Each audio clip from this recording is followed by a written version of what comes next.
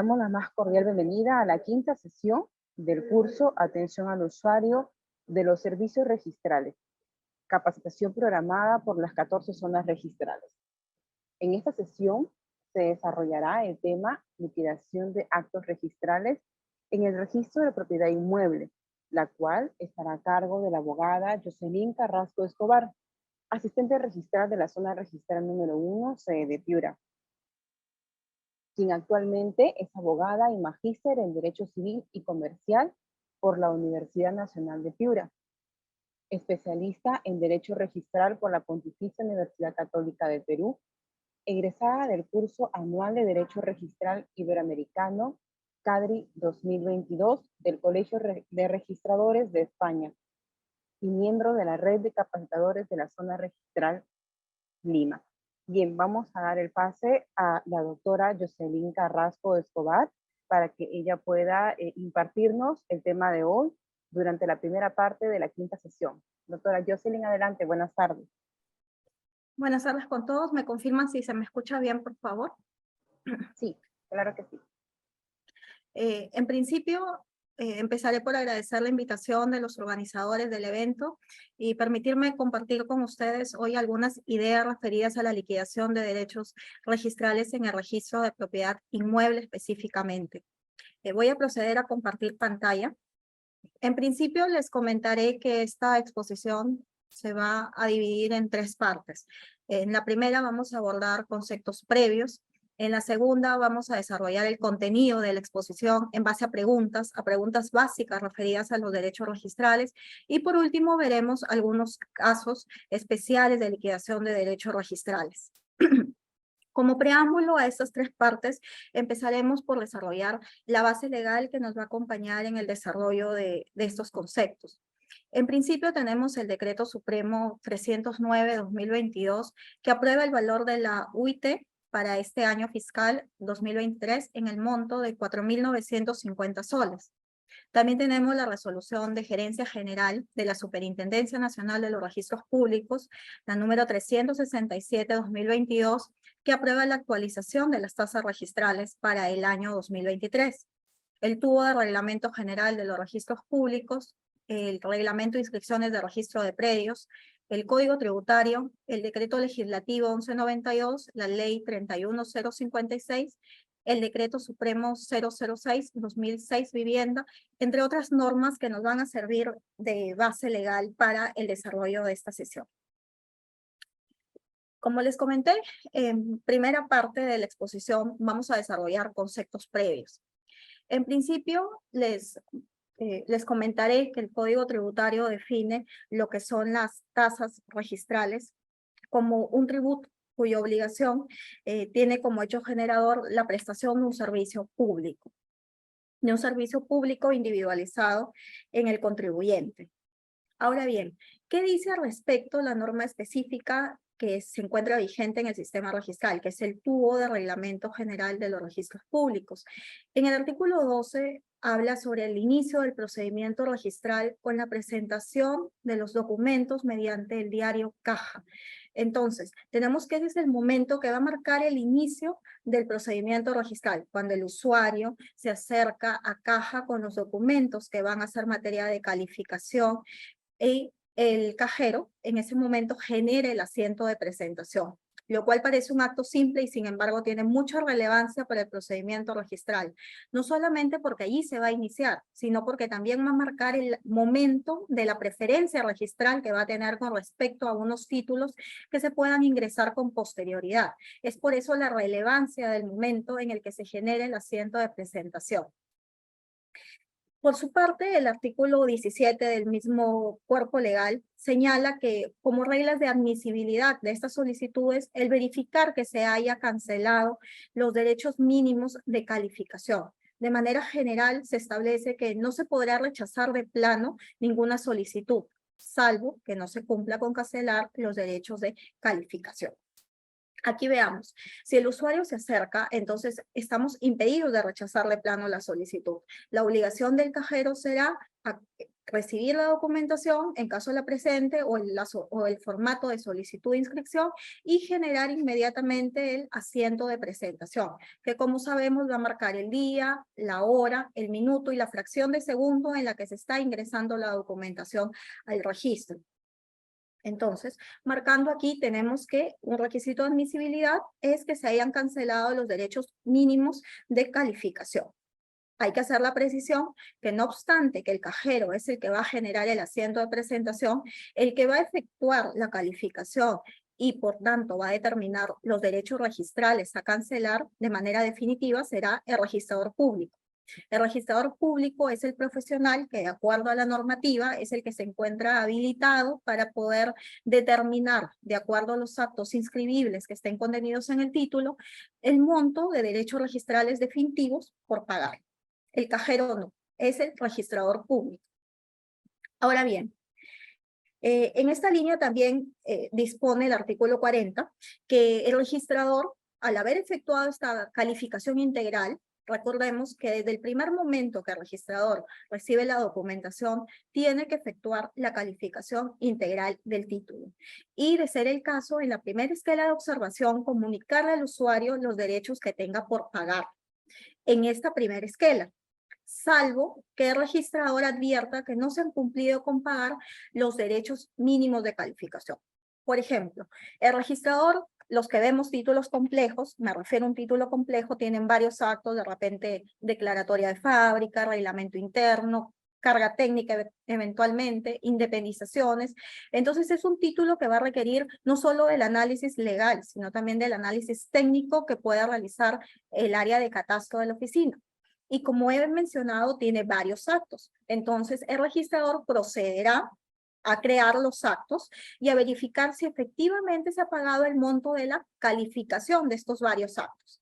Si por el contrario, el registrador advirtiera que no se han cancelado los derechos mínimos de calificación, puede reservarse la calificación, porque no se está cumpliendo con un requisito de admisibilidad del título. No ha cancelado los derechos mínimos de calificación.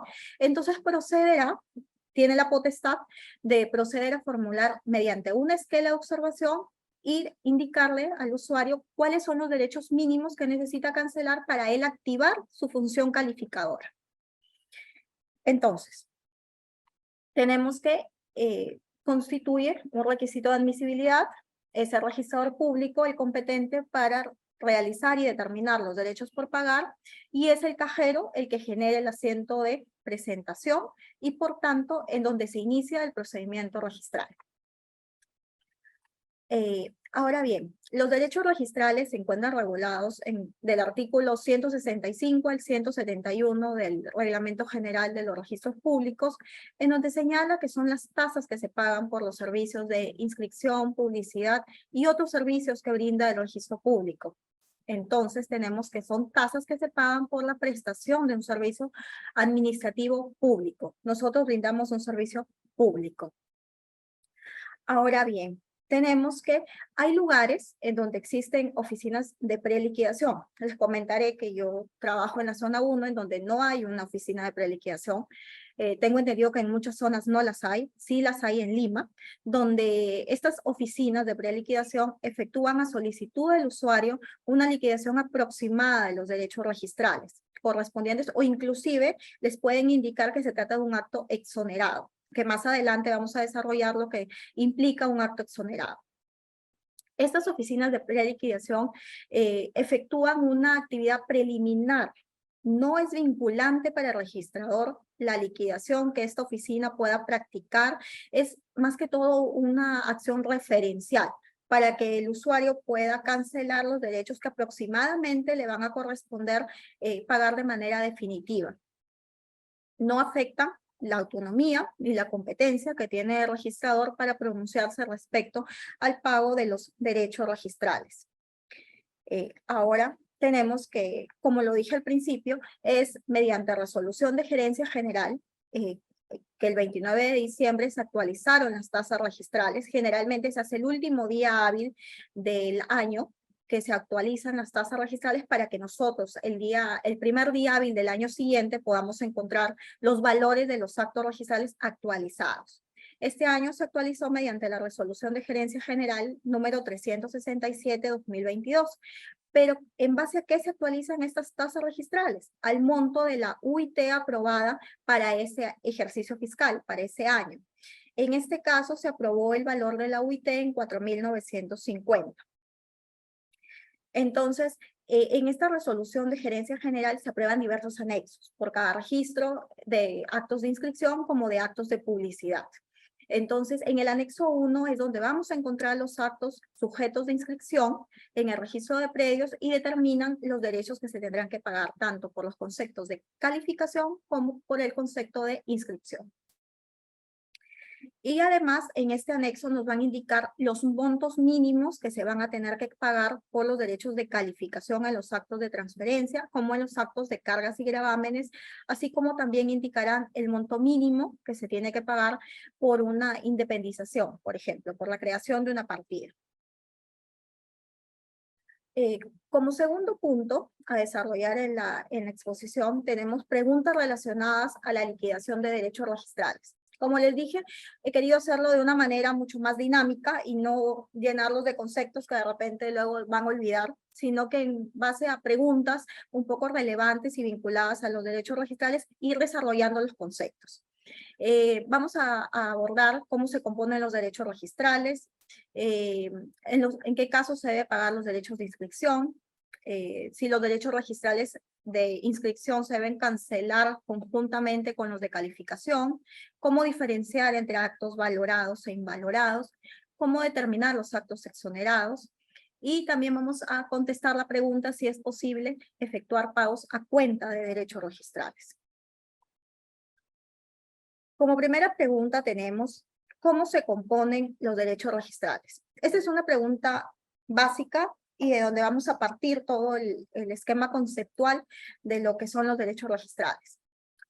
Tenemos que los derechos registrales se disgregan en dos, en derechos de calificación y en derechos de inscripción. Los derechos de calificación, ¿qué actos van a comprender?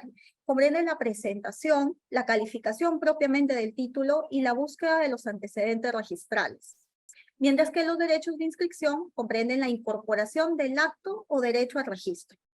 Los derechos de calificación, por ejemplo, son los derechos que se van a pagar cuando el registrador público realiza la calificación del título. Por favor, quiero que me entiendan cuando me refiero al registrador público, al personal que también está detrás del registrador público, el asistente registral, el auxiliar registral, el operador, o el nombre que tome en la zona que corresponda, ¿no?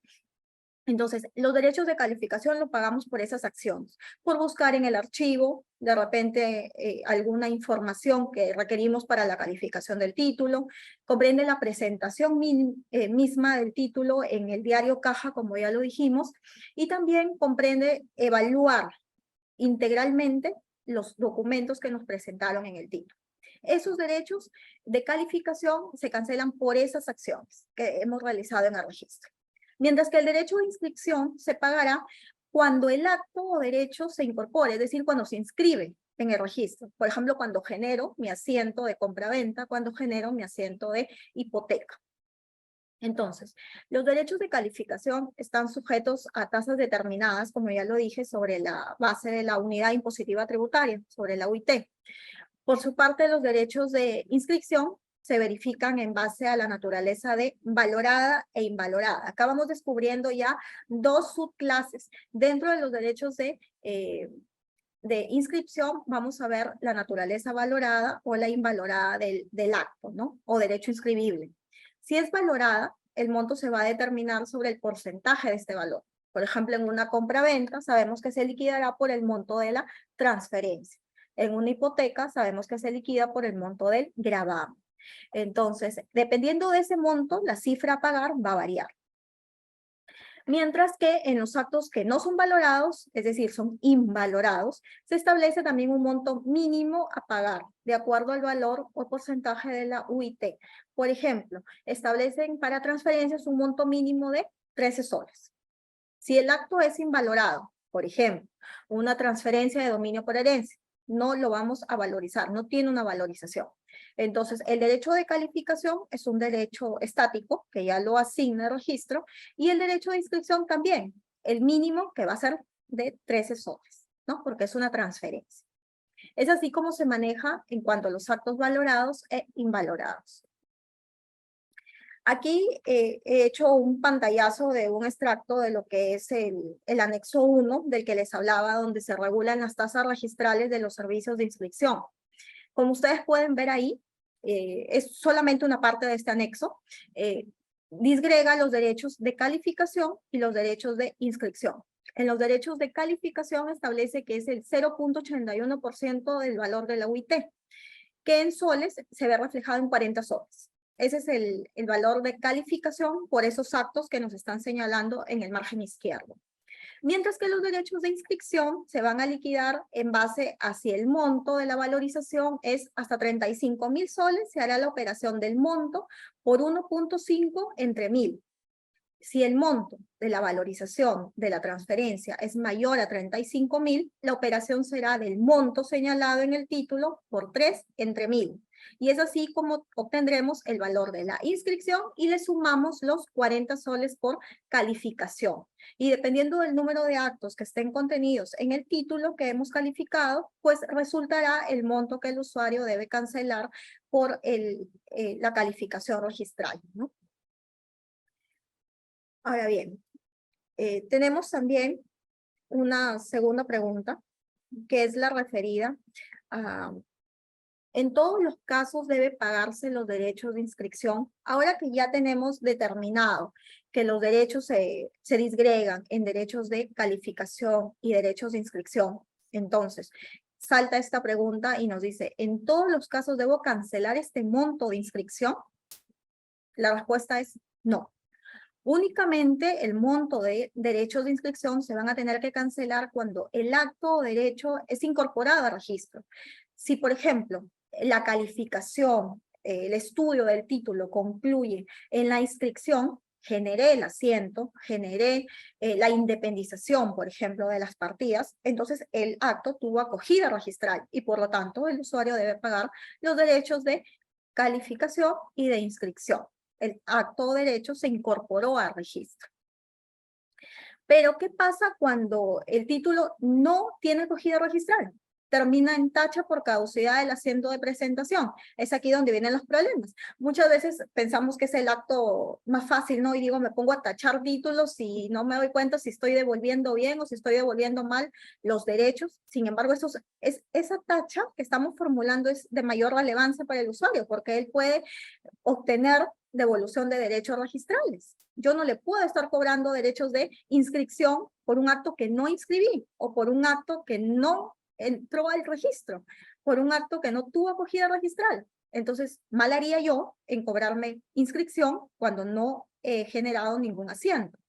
Entonces, referido a este punto, hay un precedente de observancia obligatoria aprobada en el 220 Pleno del Tribunal Registral del año 2019, referido a la liquidación de derechos registrales devengados por la calificación de independización. ¿Qué nos dice este precedente? Que se deben cobrar los derechos de calificación por cada independización solicitada, conforme al arancel de los derechos registrales. En caso de tacharse el título o formularse el desistimiento, no se devolverán los derechos de calificación cobrados. En caso de no haberse realizado la calificación por falta de pago de la totalidad de derechos de calificación, se devolverán los derechos de calificación que se hubieran pagado parcialmente. Sé que el concepto es un poco largo, pero vamos a disgregarlo y vamos a tratar de entenderlo.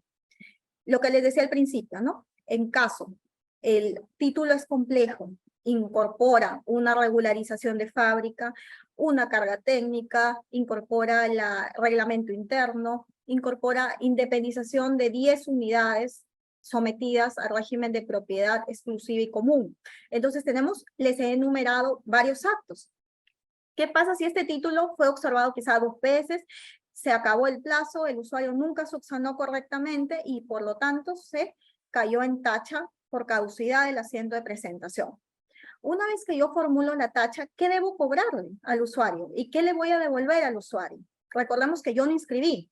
voy a tacharlo sin haber subsanado la observación que le efectué en 2 oportunidades. Entonces el registrador tendrá que cobrar derechos de calificación de la regularización de fábrica, derechos de calificación de la carga técnica, derechos de calificación de reglamento interno y derechos de calificación por cada una de las unidades de propiedad exclusiva que se iban a independizar.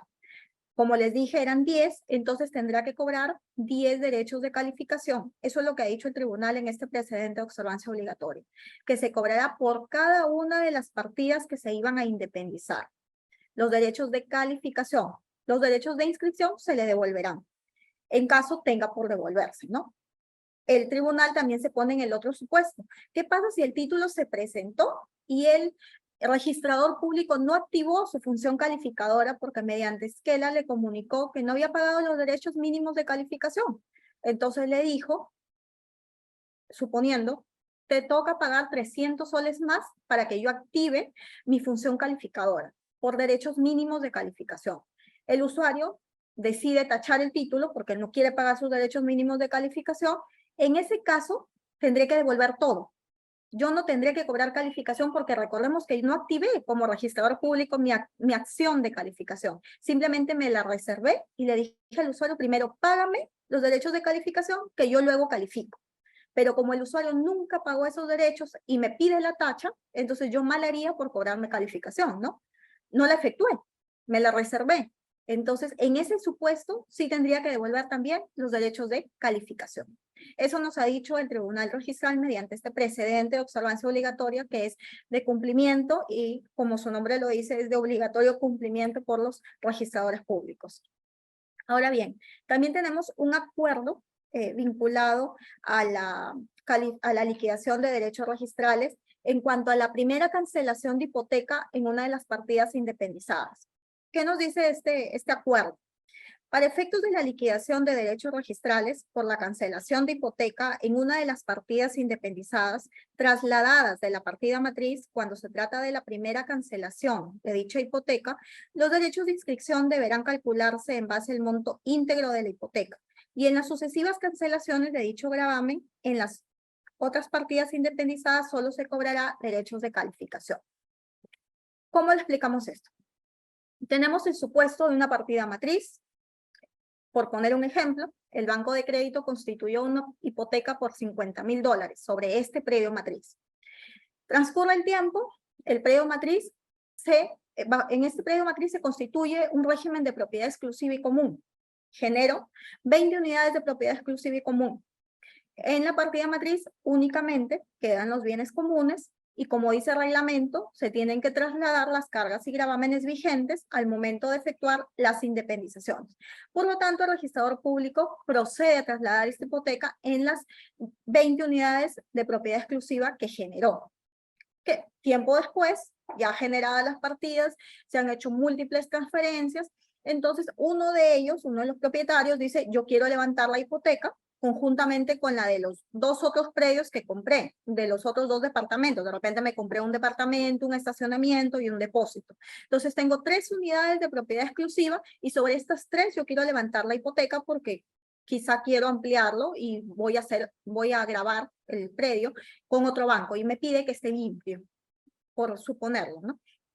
Entonces, este usuario, cuando va a realizar la primera cancelación de hipoteca, el registrador va a verificar que en la partida matriz la hipoteca está vigente, no ha sido levantada. Entonces, como él requiere que se cancele, y es la primera solicitud de levantamiento de hipoteca, él tendrá que pagar el monto de los derechos que comprende el monto total de la hipoteca en una de estas partidas. Y en las otras solamente se generará o se cobrará la calificación. Al igual, si después vienen las otras 17 unidades queriendo levantar la hipoteca, ya únicamente se les cobrará los derechos de calificación. Ya no se liquidará por el monto total de la hipoteca, porque esto solamente se realiza en la primera solicitud de levantamiento. En los otros traslados solamente se cobrarán los derechos de calificación. Si el usuario está dispuesto a asumir este monto total de la hipoteca, perfecto, y se procede con el trámite de levantamiento, ¿no? Que tienen que adjuntar la escritura pública otorgada por el acreedor mediante sus representantes facultados para levantar la hipoteca. Pero él tendrá que asumir el monto total de la hipoteca. porque es el primer levantamiento. Eso es lo que nos dice este acuerdo aprobado por el Tribunal Registral. Ahora bien, pasamos a la tercera pregunta. ¿Los derechos registrales pueden cancelarse al final de la calificación o el pago debe hacerse de forma total al momento de la presentación? Recordemos que tenemos derechos de calificación y derechos de inscripción. Los de calificación necesariamente deben pagarse al momento de generar el asiento de presentación. No obstante, no siempre se hace. Por eso es que hay casos en que el registrador se reserva la calificación. Si en todos los títulos nosotros advirtiéramos que efectivamente se pagaron los derechos de calificación desde un primer momento, sería genial, ¿no? Porque no perderíamos tiempo, de repente el registrador reservándose la calificación, ni el usuario tampoco. Pero no siempre es así. Entonces, los derechos de calificación deben pagarse íntegramente o, de ser el caso, el monto mínimo, que ya hemos señalado, está establecido en el TUPA actualizado para el año fiscal vigente.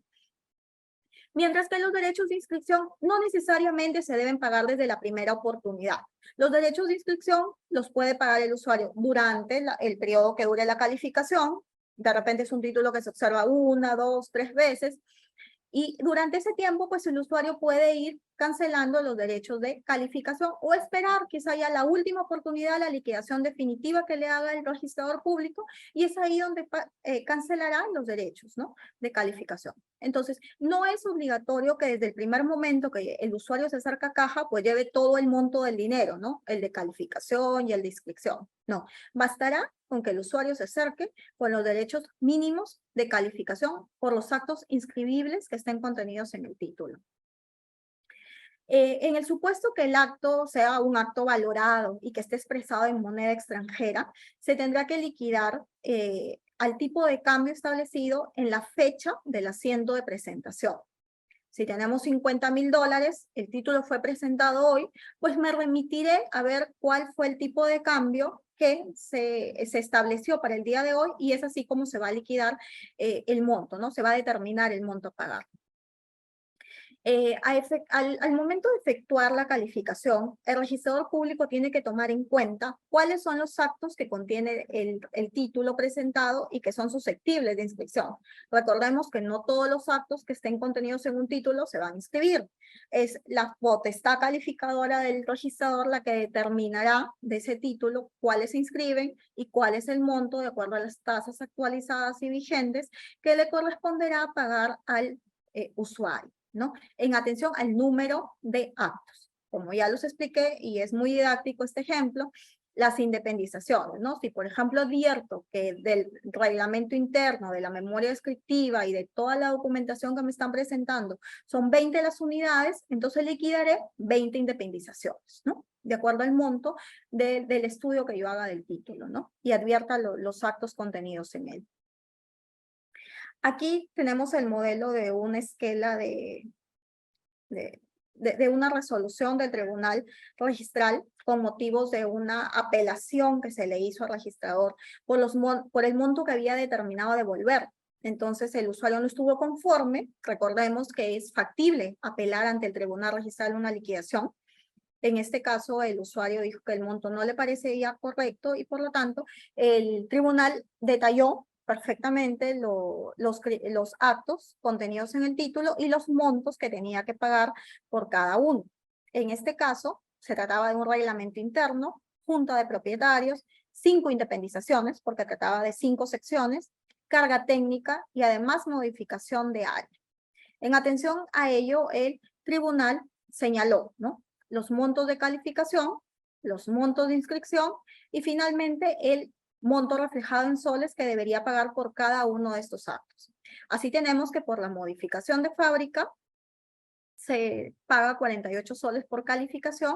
Aquí en esta operación vamos a liquidar por el monto que señalan en el foro, que es el documento que acompaña las regularizaciones de fábrica, ¿no? La fecha de presentación de este título fue el 5 de enero del 2023, así que le aplican plenamente las tasas vigentes para este año fiscal, porque fue ya presentado el 5 de enero. Este monto refleja el monto señalado del valor de la construcción multiplicado por 3 entre 1000. Y aquí el tribunal procede a redondearlo a 867 soles, que sumados a los 48 soles de calificación resultan los 915 soles por concepto de modificación de fábrica. Junta de propietarios, el monto fijo es 38 soles, el monto de inscripción, que también es el mínimo fijo de 10 soles, lo que sumados resulta 48 soles, al igual que en el reglamento interno. Las independizaciones, tenemos que el derecho de calificación y de inscripción por cada una de ellas suma 96, multiplicados por 5 resulta 480. La carga técnica también es un monto fijo y la modificación de área también. Sumados todos estos conceptos nos resulta 1.587 soles. Aquí el tribunal advirtió que el usuario ya había realizado 2 pagos anteriormente. Uno, el día 5 de enero de 1.438 soles y otro de 48 soles. Haciendo una operación simple, entre el monto que resultó de la sumatoria de los derechos y lo que había pagado el usuario, pues hay una diferencia por pagar de 101 soles. Entonces, es así como disgregan los montos que en este caso se tendrían que haber pagado por la calificación de este título. Pasamos a la siguiente pregunta, que es también importante en cómo diferenciar los actos valorados de los actos invalorados. Aquí tenemos que el artículo 74 de la Constitución Política del Perú establece que los tributos se crean, modifican o derogan o asimismo se establece una exoneración exclusivamente por ley o decreto legislativo en el caso de delegación de facultades, salvo los aranceles y tasas que se pueden establecer por decreto supremo. También nos dice el Código Tributario, en esta misma línea, que no es posible mediante interpretación establecer exoneraciones, como ya lo veremos más adelante. La asignación de las tasas de los derechos de calificación e inscripción en el registro obedece al principio diferenciador de entre actos valorados y actos invalorados. Como ya lo dijimos, el derecho de calificación va a ser una tasa fija, pero el derecho de inscripción va a responder a este criterio diferenciador de actos valorados y actos invalorados. Respecto a los actos invalorados, solo se cancelará por derecho de inscripción los montos mínimos que establece la tabla. Como lo dije al principio, el monto mínimo por cada transferencia va a ser de 13 soles, el monto mínimo de cada gravamen va a ser de 8 soles. Eso lo encuentran en la parte inferior del anexo 1. Ahí establece cada año que se publique, cada anexo va a establecer el monto mínimo, ¿no? Según se trate de una transferencia, según se trate de un gravamen, según se trate de una independización. Ahí nos establecen los montos mínimos de inscripción, cuando se tratan de actos invalorados.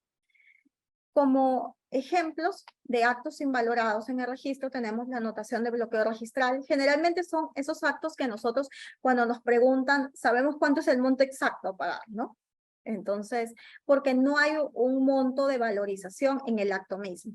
También tenemos los derechos que se pagarán por la adjudicación de bienes como consecuencia del fenecimiento de la sociedad de gananciales o la división y partición que se da entre los copropietarios. Aquí es importante resaltar que hay múltiples pronunciamientos del Tribunal Registral que nos dice que aun cuando en el título se esté valorizando el predio, el monto no se va a liquidar en mérito a la valorización, sino que es un acto invalorado. La división y partición es un acto invalorado, al igual que la adjudicación de los bienes cuando se liquida la sociedad de gananciales. Son actos invalorados, es decir, tienen una tasa fija.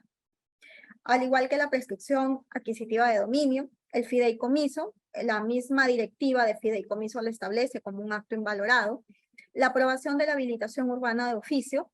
Recordemos que la habilitación urbana de oficio es aquella que aprueba la municipalidad, como su nombre lo dice, de oficio, ¿no? No es una constructora la que habilita, no es una persona independiente, sino que ya hay allí las personas asentadas y por lo tanto de oficio la municipalidad hace la habilitación. Por lo tanto en ese caso se va a liquidar como un acto invalorado. La permuta, la superficie, la aclaración de embargo coactivo, siempre y cuando no se afecte el monto del embargo. la anotación de demanda, la modificación de reglamento interno, siempre y cuando no se modifiquen los porcentajes de participación en los bienes comunes. La transferencia de dominio por sucesión intestada y también aquí le podríamos agregar por testamento, ¿no? que es lo mismo. Ahora bien, estamos ante un acto, esos son ejemplos de actos invalorados, que tienen tasas fijas para pagar. Pero ¿cuándo estamos frente a un acto valorado? En principio, cuando el valor constituye un elemento de validez o eficacia del acto o contrato. ¿Qué me refiero cuando es un requisito de validez? Por ejemplo, en la compra-venta. No hay compra-venta sin precio. No hay hipoteca sin monto del gravamen. No hay embargo sin monto de afectación. Entonces, el monto en estos actos implica un requisito de eficacia, un requisito sin el cual el acto mismo no subsiste. Por ejemplo, en estos actos va a ser indispensable que se establezca y por lo tanto en base a ese monto nosotros podremos liquidar los derechos de inscripción que tendrá que pagar el usuario. Asimismo, también será un acto valorado aquellos actos que contengan la reducción, modificación, ampliación o extinción de los referidos montos. Aquí el ejemplo más didáctico es la hipoteca, ¿no? Cuando amplío una hipoteca, tengo que liquidar por la diferencia de la hipoteca que se había constituido, el monto de la hipoteca, por lo que el monto que ahora estoy liquidando, que ahora estoy ampliando, ¿no? Entonces hago una resta simple y esa diferencia es el monto que me va a permitir saber cuánto es el derecho de inscripción que voy a pagar.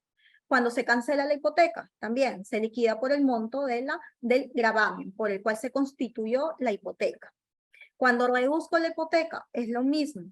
En cuánto estoy reduciendo y cuánto es el monto del gravamen. Una resta simple, el resultado de eso nos va a servir para sacar o determinar el derecho a pagar.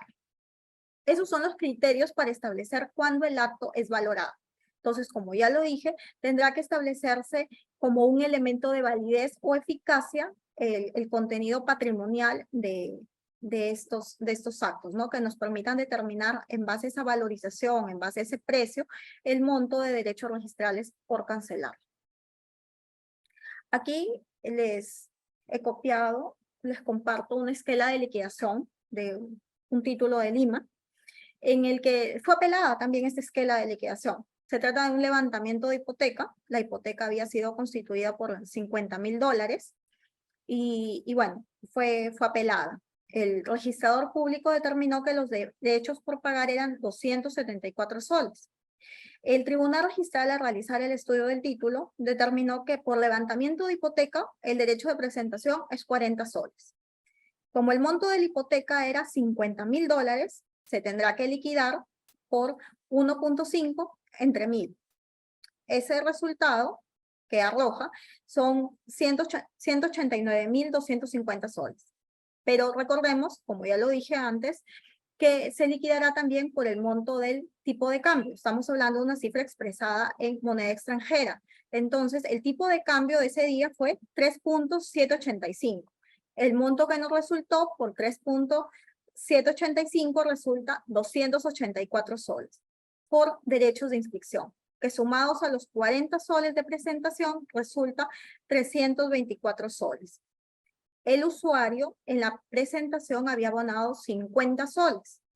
Realizamos una resta simple entre el resultado, 324 soles, y lo que tenía que pagar, los 274 soles, entonces la liquidación estaba bien hecha, ¿no? Y el tribunal registral confirmó la liquidación de la registradora pública, porque verificó que efectivamente el monto aplicable de las tasas era el correcto. Como quinta pregunta tenemos, ¿cómo determinamos los actos exonerados del pago de derechos registrales?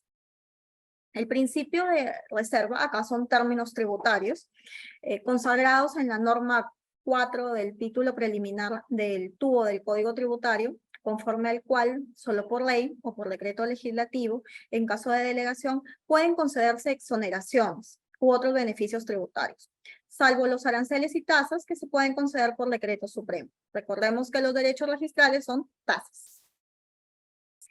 En vía de interpretación, como ya lo dije, no se pueden crear tributos. Es decir, Si yo advierto que determinado organismo está exonerado del pago de tasas registrales, yo no puedo interpretar que a mí también me alcanza esa exoneración. Tiene que decirlo expresamente la norma que está exonerando del pago de derechos. Ni tampoco se pueden extender a otras personas o supuestos que no estén contemplados en la norma de exoneración. En consecuencia, si el solicitante del acto no se encuentra dentro de los sujetos beneficiados con la exoneración, tendrá que pagar sus derechos registrales. Es así de fácil. Solamente no se van a pagar derechos registrales cuando un acto es exonerado. ¿Y cuándo está exonerado? Cuando hay una norma específica que así lo autoriza. Recordemos que si el registrador público no realiza correctamente la liquidación, también está asumiendo responsabilidad, porque sería una negligencia en el ejercicio de sus funciones.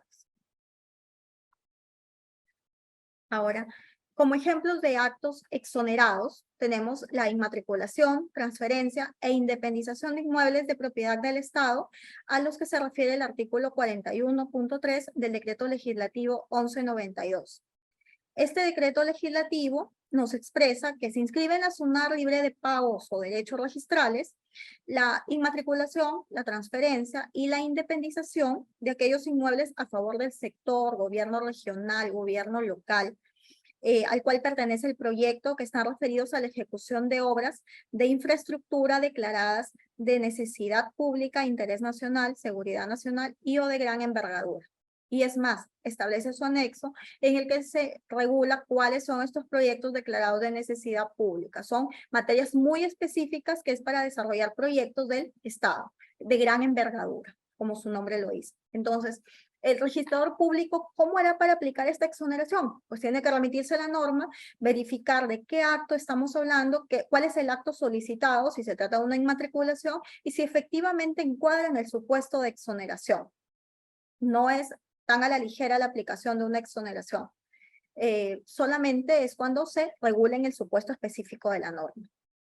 Otro supuesto de exoneración es el regulado en la 12ª disposición complementaria del Decreto Supremo 006/2006 Vivienda, que aprobó el reglamento de la Ley 28.687, el cual, entre otras cosas, nos dice que COFOPRI está exonerado de todo pago por concepto de tasas registrales.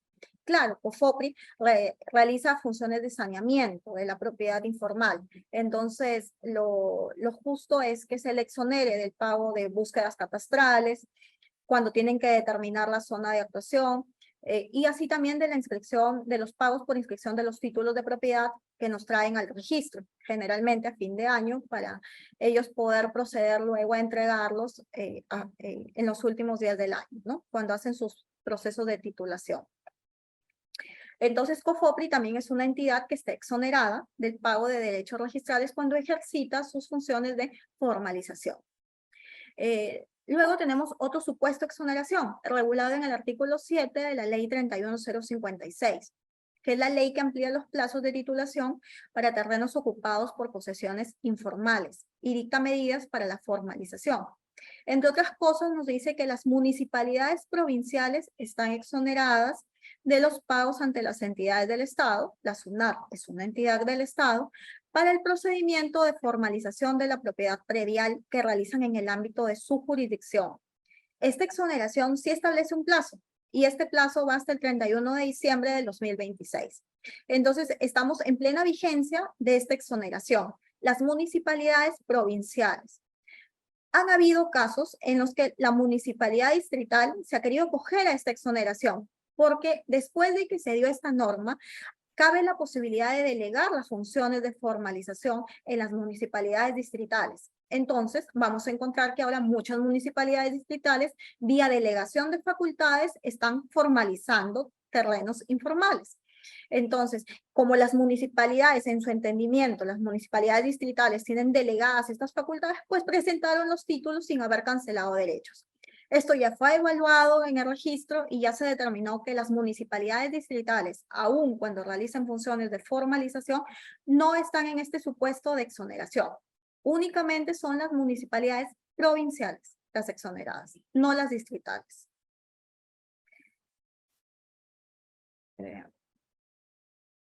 Ahora bien, tenemos la sexta pregunta, que nos plantea si es posible, nos pregunta, ¿es posible efectuar el pago a cuenta de los derechos registrales? Pues esto también era una duda que se venía manejando de forma discrepante en las diferentes zonas.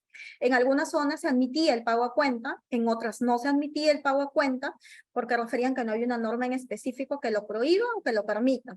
Por eso, se elevó en consulta a la DTR, a la Dirección Técnica Registral, y mediante oficio circular número 42-2023, SUNAR DTR, del 25 de mayo, es bastante reciente, el director técnico registral precisa lo siguiente respecto al pago a cuenta de los derechos registrales, de los títulos en trámite, diciendo específicamente que las áreas de caja de las oficinas registrales y oficinas receptoras a nivel nacional se encuentran habilitadas a admitir el pago a cuenta que los usuarios realicen sobre los derechos registrales de sus títulos en trámite, no existiendo disposición que limite dicha función. Y si no hay una norma que me lo prohíba, estoy perfectamente habilitada en hacerlo, antes de que se emita la esquela de liquidación del título.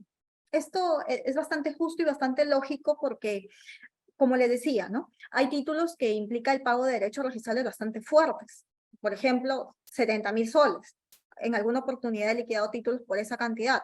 Entonces, porque de repente viene la independización de 250 lotes, pero mientras sale la esquela de liquidación definitiva, de repente el proyectista, el constructor, pues quiere ir abonando, quiere irse facilitando el pago de los derechos registrales para no dejarlo hasta el último día, y de repente a él le sirve estar abonando ciertas cantidades mientras se realiza la calificación del título. Recordemos que si son títulos complejos van a ir al área de catastro, se va a tomar sus días, luego va a regresar al despacho del asistente, el asistente lo pasa al registrador, y entonces esos son más días, ¿no? En ese transcurso o en ese interín, el usuario bien puede hacer pagos a cuenta. Y estos deben ser admitidos por las cajas a nivel nacional, así como por las oficinas receptoras, ¿no? No hay ningún impedimento para que esto se pueda hacer.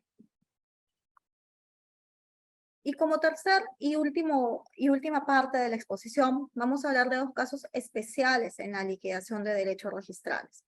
Tenemos el embargo coactivo y el embargo penal. El embargo coactivo, tenemos que en el artículo 118 del Código Tributario señala que el ejecutor coactivo podrá ordenar sin orden de prelación cualquier forma de embargo. Entre ellos está el embargo en forma de inscripción, que es lo que llega al registro, ¿no? Y también el importe de tasas registrales u otros derechos deberá ser pagado por la administración tributaria con el producto de remate, luego de obtenido este, o por el interesado con ocasión del levantamiento de la medida. ¿Qué nos está diciendo esta norma? Que cuando el ejecutor coactivo, por ejemplo del SAT, el ejecutor coactivo de la municipalidad, oficia registro para efectos de la anotación del embargo en forma de inscripción, este asiento registral no genera ningún derecho registral en ese momento, puesto que recién el monto será pagado con el levantamiento. No estamos hablando de un caso de exoneración, ojo, no hay norma que exonere los embargos coactivos. Estamos hablando de un caso de pago diferido, porque el usuario va a tener que pagar este embargo, pero ¿cuándo lo va a hacer? Cuando solicite el levantamiento del embargo. Entonces, cuando el ejecutor coactivo trae los documentos que constituyen el título, es el oficio del ejecutor coactivo y la resolución coactiva que dispone la orden de trabar el embargo en forma de inscripción, en ese momento el general el asiento de presentación será 0 soles, no genera el pago de derechos registrales.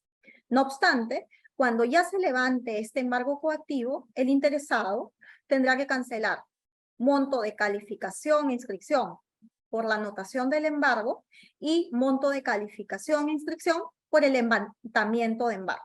Es decir, dos conceptos va a tener que pagar, ¿no? Por la anotación que no se hizo en el momento de la presentación, que no se pagó en el momento de la presentación del título, se pagará al momento de la del levantamiento, conjuntamente con el levantamiento propiamente dicho, ¿no?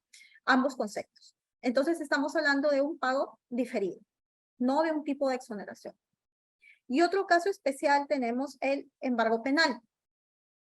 El embargo penal nos dice el decreto legislativo 983 que modificó el artículo 97 del Código de Procedimientos Penales, que estas inscripciones, o sea, los embargos penales, no están afectos al pago de derechos registrales y se harán por el solo mérito de la resolución que ordena la medida. En este caso, tampoco estamos hablando de una exoneración, tampoco estamos hablando de un pago diferido. Estamos hablando de una inafectación del derecho registral. En el derecho tributario tratan de hacer la diferencia entre una inafectación y una exoneración, diciendo que en la inafectación el hecho se encuentra fuera del ámbito de la aplicación del tributo, mientras que en la exoneración el hecho se halla dentro del campo de aplicación del tributo, sin embargo, la obligación tributaria no nace en la exoneración. Entonces son meramente conceptos tributarios. Lo importante para nosotros o para el ejercicio de las funciones en caja o cuando liquidamos ya en el ámbito, en el área registral un embargo penal, pues saber que están inafectos al pago, ¿no? No pagan las anotaciones de embargo penal. Y así concluyo mi participación en esta quinta sesión, esperando haya sido bastante didáctica y que les pueda ayudar en el ejercicio de sus funciones. Y muchas gracias por su atención. Muy buenas noches, doctora Jocelyn. Continuando con el tema de las preguntas, han dejado en el chat, Jorge Luis Mendoza dice, ¿cuál es el plazo máximo por el cual puede estar reservada la calificación por falta de pago del monto mínimo? Una vez pagado el monto mínimo, suponiendo que sea el último día de su plazo máximo y realizada la calificación, ¿por cuánto tiempo ahora está vigente el asiento de presentación de ese título? ¿Me podrías repetir la pregunta un poquito más fuerte? No escuché. Sí, claro que sí. ¿Cuál es el plazo máximo por el cual puede estar reservada la calificación por falta de pago del monto mínimo? Una vez pagado el monto mínimo, suponiendo que sea el último día de su plazo máximo y realizada la calificación, ¿por cuánto tiempo ahora está vigente el asiento de presentación de ese título? El plazo del asiento no va a variar. El plazo del asiento está regulado en 60 días hábiles. La reserva de calificación, si se va a efectuar, en estricto se debería efectuar en el mismo día que el registrador recibe el título. Recordemos que él tiene que revisar los requisitos de admisibilidad del título. Si este no los tiene, inmediatamente, como no va a realizar ninguna calificación, únicamente es el acto de verificar los conceptos que va a tener que cancelar, lo debería hacer en el mismo día que tiene acceso en su despacho. Recordemos que hoy presento el título por el diario Caja. Este título se va a digitar. Entonces, a despacho del registrador pasa el siguiente día. En ese día, el registrador debería proceder a realizar, si fuese el caso, la reserva de calificación. Recordemos que el Tribunal Registral ha dicho que es una potestad, una facultad que puede ejercer el registrador de reservarse la calificación. No obstante, no hay norma que al registrador lo obligue o lo vincule a realizar una reserva de calificación. Y los plazos de los títulos no cambian, siguen exactamente iguales y se podrá cancelar el monto definitivo de la liquidación hasta 5 días antes que venza el plazo de vigencia de la asiento de presentación. La reserva de calificación no varía en nada los plazos y se debe hacer en estricto en el mismo día que llega al despacho del registrador. De acuerdo, muchas gracias. La siguiente consulta es de Darlene Waiki.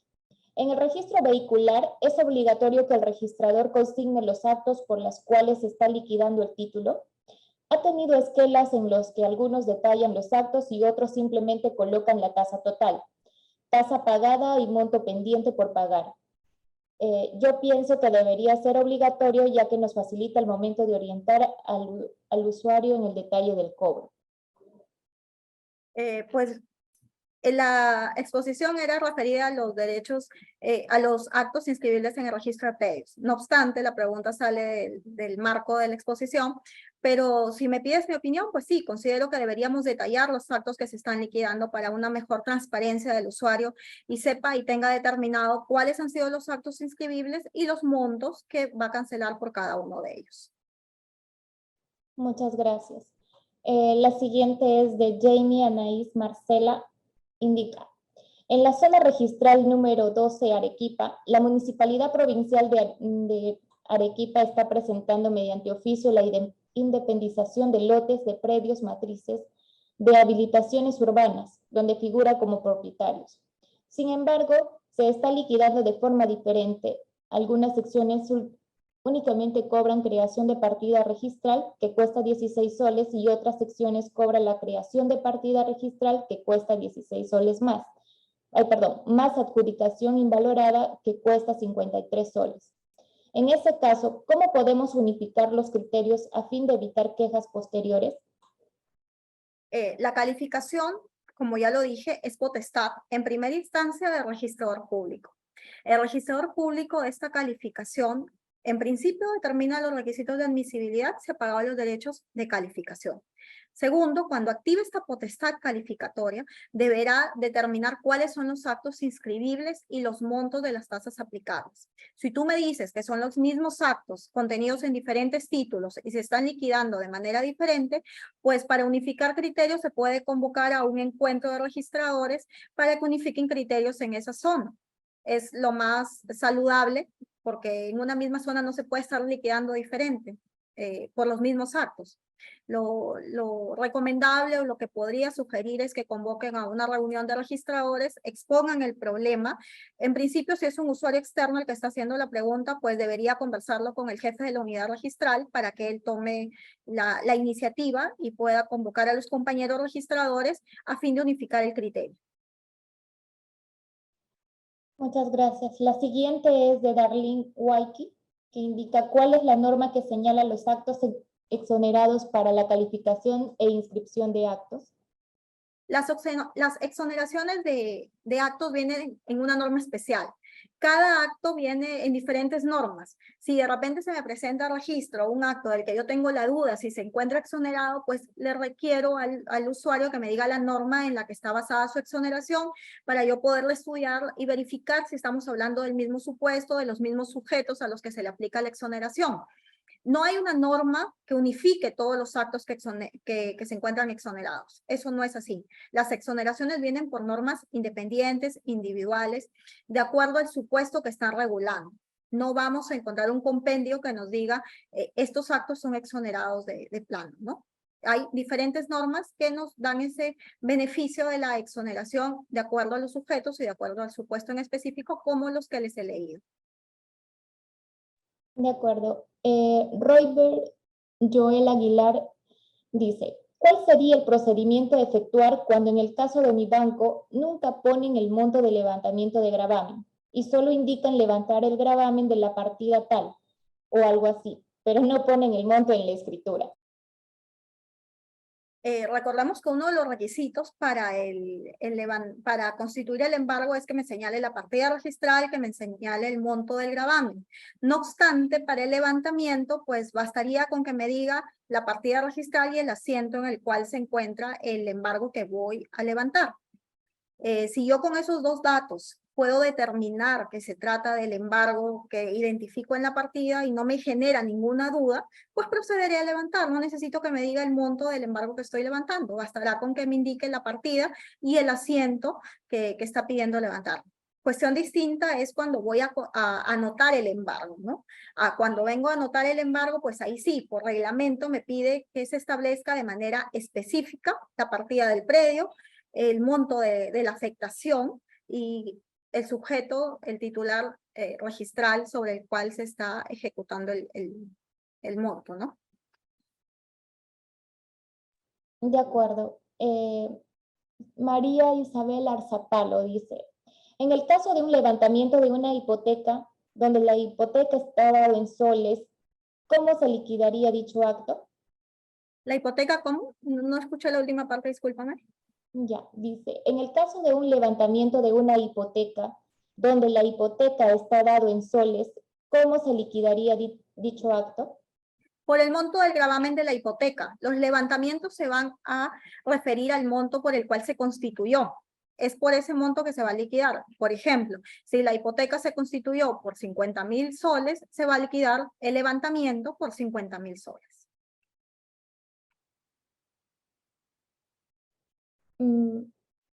Me pregunta nuevamente Darlene Waiki, dice, ¿existe diferencia de liquidación entre la inscripción de constitución, levantamiento de embargo civil del penal? ¿Existe diferencia entre?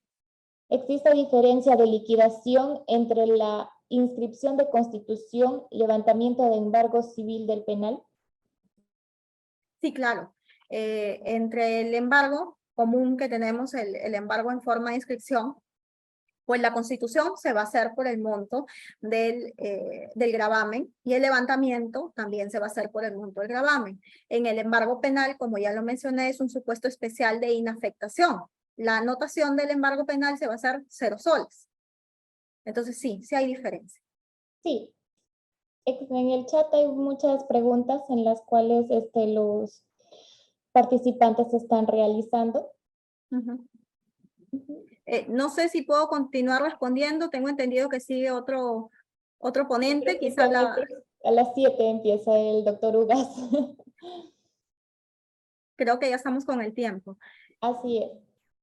No sé, si gustan la remiten a mi correo y yo en la medida de mis posibilidades las voy respondiendo, las que están planteadas en el chat, y así no interferimos en la exposición del siguiente doctor.